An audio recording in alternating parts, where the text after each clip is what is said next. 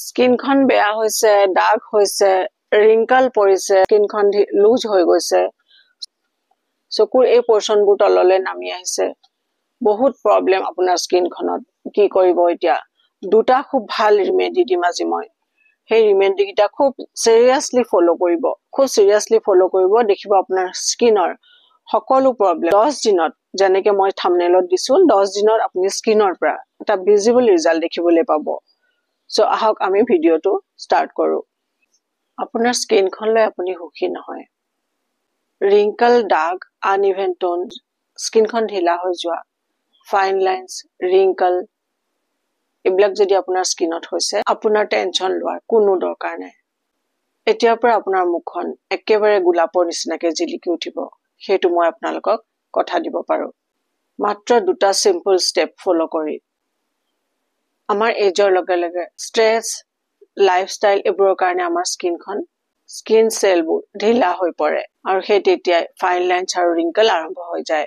Skin ঢিলা হৈ ওলমি পৰে আৰু স্কিনত কোনো সাইন নাথাকে, কোনো গ্লো নাথাকে। আজি এই ভিডিওত সিম্পল দুটা স্টেপ কম, ঘৰতে ইজিলি ফলো কৰিব পাৰে।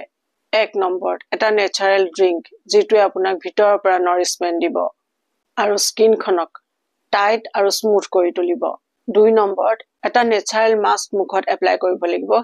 এইটোৱে dark spot, fine lines, wrinkles আৰু এনেকুৱা সকলো প্ৰব্লেম নেচাৰেলি ঠিক কৰিব আৰু নতুন গ্লো দিব আপোনাৰ স্কিনখনত। যদি আপোনাৰ স্কিনখন ইয়ং আৰু গ্লোয়িং বনাই ৰাখিব খুজিছে, তেনেহলে এই ভিডিওটো আজি খুব ইম্পৰ্টেন্ট ভিডিও হ'বলৈ গৈ আছে। এই ভিডিওটো লাষ্টলৈকে খুব ভালকে চাব, আৰু ভিডিওটো যদি ভাল লাগে লাইক কমেন্টটো কৰিবই, তাৰ উপৰিও শ্বেয়াৰ কৰিবলৈ নাপাহৰিব। 1 নম্বৰত এটা কোলাজেন বুষ্টিং ড্ৰিংক বনাই খাব লাগিব। আমাৰ স্কিনখন হেলদি ৰাখিবৰ কাৰণে অকল বাহিৰৰ পৰাই কেয়াৰ কৰাটো যথেষ্ট নহয়, ভিতৰৰ পৰাও নিউট্ৰিশন দিয়াটো সমানে ইম্পৰ্টেন্ট। এই কোলাজেন বুষ্টিং ড্ৰিংকটোৱে আপোনাক ভিতৰৰ পৰা কাম কৰিব, ভিতৰৰ পৰা স্কিনখন গ্লো কৰাত সহায় কৰিব। এতিয়া কোলাজেন কি আপোনালোকক অকমান কৈ দিছো। কোলাজেন এটা প্ৰটিন। এই কোলাজেন প্ৰটিন আমাৰ শৰীৰত সবতকে বেছি পৰিমাণত পোৱা যায়।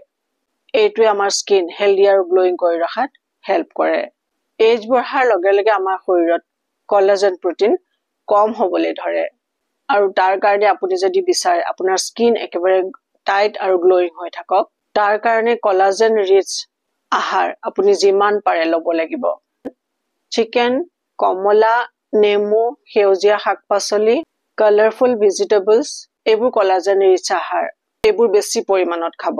যিটো ড্ৰিংক আজি বনাবলৈ কম, সেই ড্ৰিংকটোত গোটেইখিনি নিউট্ৰিয়েন্ট পাব। কোলাজেন বঢ়াব, স্কিনখন ভিতৰৰ পৰা নেচাৰেলি ৰিপেয়াৰ কৰিব। ড্ৰিংক বনাবলৈ আপোনাক লাগিব ফ্ৰেছ এল'ভেৰা জেল।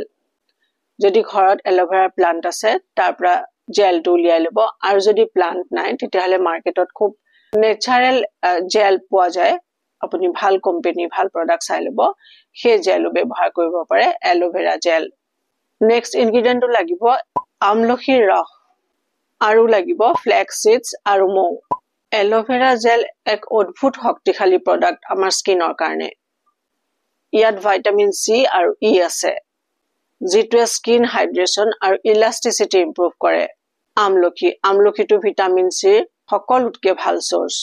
আমলখি যদি সদায় খাই থাকে, ইও আপোনাৰ শৰীৰত কোলাজেন প্ৰডাকশ্যন কম হ'বলৈ নিদিয়ে। ফ্লেক্স সিডছ, ইয়াত ওমেগা 3 ফেটি এচিড আৰু এন্টিঅক্সিডেন্ট আছে। এন্টিঅক্সিডেন্ট আৰু ওমেগা 3 ফেটি এচিড এই দুটা বস্তু ভৰপূৰ মাত্ৰাত আছে, আৰু সেইকাৰণে আমাৰ স্কিনখন টাইট কৰি ৰখাত সহায় কৰে। মৌৱে আমাৰ শৰীৰটো হাইড্ৰেটেড ৰাখে আৰু ফ্ৰী ৰেডিকেলছৰ লগত ফাইট কৰে। ফ্ৰী ৰেডিকেলছ কি হয় আপোনালোকৰ মই আগৰ ভিডিওটোত আপোনালোকক ডিটেইলকে কোৱা হৈছে, আজি নকওঁ কাৰণ ভিডিও বেছি দীঘলীয়া হৈ যাব। এতিয়া ড্ৰিংকটো বনাবৰ কাৰণে এল'ভেৰা পাতৰ জেলটো 2 টেবুলস্পুন ল'ব। 2 টেবুলস্পুন ল'ব আমলখিৰ ৰস। মাৰ্কেটতো ভাল কোম্পানীৰ ভাল আমলখিৰ জুচ কিনিবলৈ পাব, আৰু যদি ফ্ৰেছ পায় দুইটা বস্তু খুবেই ভাল। 1 টেবুলস্পুন ল'ব ফ্লেক্স সিডছ। ফ্লেক্স সিডছটো অলপমান শুকান কাপোৰ এখন দি চাফা কৰি পেলাই ড্ৰাই ৰোষ্ট কৰি ল'ব। পাতলকে ৰোষ্ট কৰিব, বেছি হেভি ৰোষ্ট নকৰিব, পাতলকে ৰোষ্ট কৰি পেলাই ঠাণ্ডা হ'ব দিব। সেইখিনি ঠাণ্ডা হোৱাৰ পিছত গ্ৰাইণ্ডাৰত ভালকৈ গ্ৰাইণ্ড কৰি ল'ব। চাব যাতে সেইটো পাউডাৰ ফৰ্মলৈ আহি যায়, তেতিয়া আপোনাৰ ড্ৰিংকটো ল'বলৈ ভাল হ'ব। গোটেই কেইটা বস্তু এল'ভেৰা, আমলখিৰ ৰস, এল'ভেৰা জেল, ফ্লেক্স চিডছৰ পাউডাৰ, গোটেইকেইটা বস্তু মিক্সিত ল'ব। তাৰ ওপৰঞ্চি 1 কাপ পানী দিব, দি পেলাই ভালকৈ গোটেই বস্তুখিনি গ্ৰাইণ্ড কৰিব। এটা গ্লাছ ল'ব, তাত জুচখিনি লৈ 1 টিস্পুন মৌ মিহলাব তাত, আৰু সেইটো ৰাতিপুৱা খালী পেটত খাব। এইটোৱে আপোনাৰ স্কিনখন ৰিপেয়াৰ কৰিব আৰু নেচাৰেলি গ্ল' দিব। ফাৰ্ষ্ট ষ্টেপত আমি এই ড্ৰিংকটোৰে স্কিনখন ট্ৰিট কৰিলোঁ। ছেকেণ্ড ষ্টেপটোত আমি এতিয়া এটা মাস্ক বনাম। ফেচ পেকটোৱে আপোনাৰ স্কিনখন বাহিৰৰ পৰা ট্ৰান্সফৰ্ম কৰিব। এটা চিম্পল আৰু এফেক্টিভ ফেচ মাস্ক বনাই লগাব লাগিব।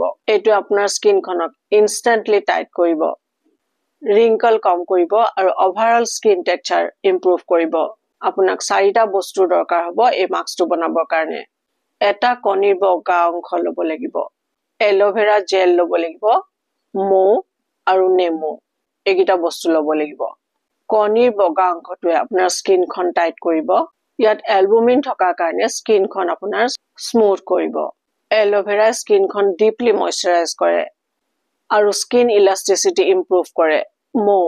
মৌৱে ফাইন লাইনছ ৰিডিউচ কৰে, ৰিংকল কম কৰে আৰু স্কিনখন গ্ল'য়িং কৰাত সহায় কৰে। নেমুৱে স্কিনৰ কালাৰ ইম্প্ৰুভ কৰে, স্কিনৰ কলাজেন বঢ়ায়। যদি আপোনাৰ স্কিনখন ড্ৰাই, তেতিয়াহ'লে নেমুটো এভইড কৰিব। কণীৰ বগা অংশটো ল'ব, 2 টেবুলস্পুন ল'ব এল'ভেৰা জেল, 1 টিস্পুন তাতে মৌ মিহলাব, আৰু যদি স্কিনখন আপোনাৰ অইলি হয় তেতিয়াহ'লে 1/2 টিস্পুন নেমুৰ ৰস মিহলাব। খুব ভালকে গোটেই প্ৰডাক্টখিনি মিক্স কৰিব। মিক্স কৰি পেলাই স্কিনখন আগতে ভালকে কিন্তু চাফা কৰি ল'ব। গোটেই মাস্কটো মুখত আৰু ডিঙিত ভালকে লগাব। লগোৱাৰ পিছত সেইটো ৰাখি থ'ব। 20 মিনিটমান আপোনাৰ সময় লাগিব সেইটো শুকাবৰ কাৰণে। শুকোৱাৰ পিছত স্কিনখন ভালকে নৰ্মেল পানী দি ৱাছ কৰি দিব। উইকলি 3 বাৰ এই মাস্কটো লগাব। একদম নটিচেবল ৰিজাল্ট দেখিবলৈ পাব। তাৰপিছত স্কিনত এটা ভাল মইশ্চাৰাইজাৰ ইউজ কৰিব। কুমকুমাদি ফেচ মইশ্চাৰাইজাৰ, এটা খুব ভাল মইশ্চাৰাইজাৰ, ডেছক্ৰিপশ্যনত মই লিংক দি দিম, সেইটো চেক কৰিব, তাৰ পৰা বাই কৰি ল'ব পাৰে। আৰু ৰ'দত ওলাওঁতে ছানস্ক্ৰীন, কুমকুমাদি ছানস্ক্ৰীনটো ইউজ কৰিব। মই 2টা প্ৰডাক্টৰে লিংক ডেছক্ৰিপশ্যনত দি দিম। এই 2টা কাম যদি আপোনালোকে খুব চিৰিয়াছলি কৰে তেতিয়াহ'লে খুব ভাল ৰিজাল্ট আপোনালোকে স্কিনত দেখিবলৈ পাব। লাহে লাহে স্কিনৰ কালাৰ আপোনাৰ ব্ৰাইট হ'ব, স্কিনৰ কালাৰটো নেচাৰেল কালাৰত আহি যাব। ফাইন লাইনছ, ৰিংকলছ এইবিলাকৰ পৰা লাহে লাহে আপুনি ফ্ৰী হ'ব। স্কিনৰ দাগবোৰ আপোনাৰ আঁতৰ হ'ব। খুব ভাল ৰিজাল্ট দেখিবলৈ পাব। এই প্ৰচেছটো ৰেগুলাৰলি অলপ আপুনি গম পাব আপোনাৰ স্কিনখন কিমান বেছি ইম্প্ৰুভ হৈছে। ভিডিঅ' যদি ভাল লাগে আপোনালোকৰ, ভিডিঅ'টো লাইক কৰিব, কমেণ্ট কৰিব আৰু শ্বেয়াৰ কৰিবলৈ একেবাৰে নাপাহৰিব। ভালেৰে থাকক, সুখেৰে থাকক, মোৰ শুভেচ্ছা থাকিল।